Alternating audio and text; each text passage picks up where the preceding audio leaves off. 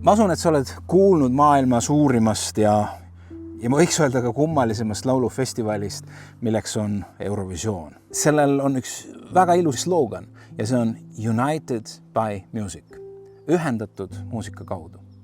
Ja see mõte ongi just see, et me tuleme erinevatena kokku. Sina oled selline ja sina oled selline ja sina oled selline. Me ei vaata sellele, me ei rõhuta seda, vaid me kõik erinevatena, meil on üks suurem eesmärk. Ja siin maailmas on neid kõrgemaid väärtusi, mis ühendavad inimesi, aga nende inimeste poolt seatud nendes suuremates eesmärkides või nendel eesmärkidel on üks probleem.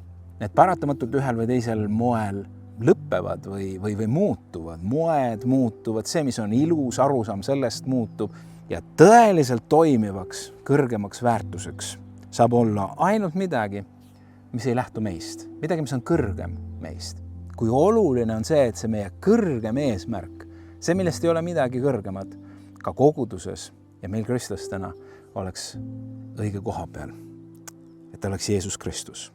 Ja sellepärast juhib Paulus meid, kui ta räägib Kristusest, mitte lihtsalt Kristuse juurde, vaid ta juhatab meid ristilöödud Kristuse juurde.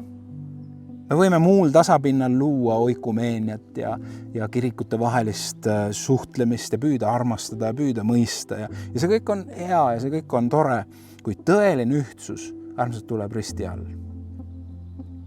Mina alistun Jeesusele ja vaatan temale. Sina alistud Jeesusele ja vaatad temale. Ja siis me vaatame ühes suunas. Siis ei ole nii palju sind, siis ei ole nii palju mind, aga siis on palju Kristust. Ja see liidab. Jeesus palub Johannese evangeeliumis. Ma ei palu üksnes nende eest, vaid ka nende eest, kes nende sõna läbi hakkavad minusse uskuma. Et kuule, et kõik oleksid üks. Ta räägib isaga. Et kõik oleksid üks nii, nagu sina, isa, minus ja nagu mina olen sinus. Et nemad oleksid meis, et maailm usuks, et sina oled minu läkitanud. Kristuses olemine teeb meid üheks. See oli Jeesuse palve ja meie eesõigus on olla selle palve vastus.